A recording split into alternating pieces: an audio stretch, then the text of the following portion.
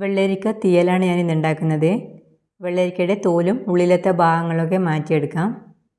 വെള്ളരിക്കയുടെ പകുതി മാത്രമേ ഞാൻ എടുക്കുന്നുള്ളൂ, മുഴുവനായും വേണമെങ്കിൽ അങ്ങനെ എടുക്കാം. ഞാനിപ്പോൾ വെള്ളരിക്ക വലിപ്പം കുറച്ച് കഷ്ണങ്ങളാക്കി അരിഞ്ഞെടുത്തിട്ടുണ്ട്. കൂടെ ചേർക്കാനായി 1 കപ്പ് ചെറിയ ഉള്ളി തൊലി കളഞ്ഞ് വൃത്തിയാക്കിയത്, 3 പച്ചമുളകും 1 നെല്ലിക്ക വലിപ്പത്തിൽ പുളിയും എടുത്തിട്ടുണ്ട്. കറി ഉണ്ടാക്കാനായി ചട്ടി അടുപ്പത്ത് വെച്ച് കൊടുക്കാം. ഇതിലേക്ക് കുറച്ച് വെളിച്ചെണ്ണ ഒഴിച്ചു കൊടുക്കുന്നുണ്ട്. ഇനി ഇതിലേക്ക് എടുത്തു വെച്ച ചെറിയ ഉള്ളി ഇട്ടൊന്ന് വഴറ്റിയെടുക്കണം. ഉള്ളിയുടെ കളറ് മാറി വരുമൊന്നും വേണ്ട, നന്നായി വാട്ടിയെടുത്താൽ മതി. ഇതിലേക്ക് 3 പച്ചമുളക് അരിഞ്ഞത് കൂടിയിട്ട് വഴറ്റിയെടുക്കാം.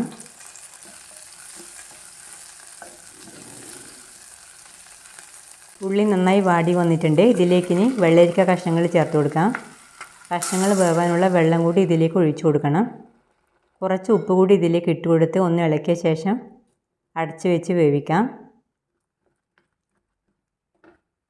ആദ്യം ഒന്ന് തിളച്ച ശേഷം ചെറിയ തീയിൽ വേവിച്ചെടുത്താൽ മതി.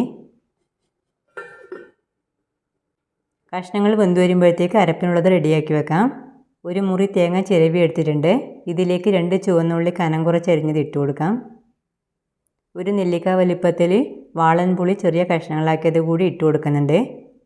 ഇനി ഇത് എല്ലാം കൂടി ബ്രൗൺ നിറമാകുന്നത് വരെ കരിയാതെ വറുത്തെടുക്കണം.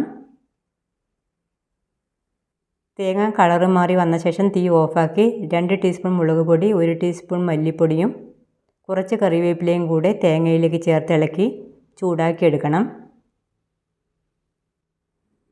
ഞാനിവിടെ എല്ലാം കൂടി വറുത്തെടുത്തിട്ടുണ്ട്. ആദ്യം ഇതൊന്ന് പൊടിച്ചെടുക്കാം. അതിനുശേഷം ഇതിലേക്ക് ആവശ്യമുള്ള വെള്ളം ചേർത്ത് നന്നായി അരച്ചെടുക്കാം. അടപ്പൊന്ന് തുറന്ന് നോക്കാം. കഷ്ണങ്ങൾ വെന്ത് വന്നിട്ടുണ്ട്. ഇനി ഇതിലേക്ക് വറുത്തരച്ച അരപ്പ് ചേർത്ത് കൊടുക്കാം.